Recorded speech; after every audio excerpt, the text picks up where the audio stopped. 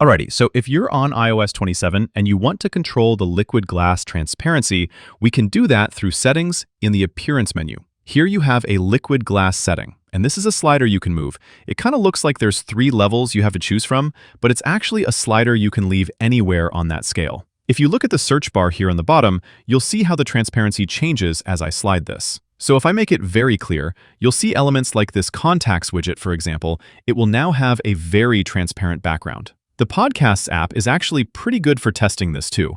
If I hop in the Podcasts app, you'll see on the bottom here, these controls are now very transparent, and you can kind of see through them when the content underneath moves. Whereas if I pull the slider all the way to the other end, you'll see how these controls now have less of that glassy look. And it's going to be the same thing with my Contacts widget. Still sort of has the liquid glass look, but it's not as glassy anymore. If this is still not enough for you, and you want to eliminate liquid glass even more, you can always go to Accessibility Settings, then under Display and Text Size, you can toggle on Reduce Transparency. This will reduce those transparent elements even further and actually changes the way a lot of these elements look. Now you'll see these bottom controls don't have transparency at all anymore, they're just on a solid background. This changes the way the UI looks on your phone, but also makes things easier to read if that's what you need. Anyways, that's how you adjust the liquid glass controls on iOS 27. Click that like button if this video helped, share with a friend, and subscribe for more. Thanks all!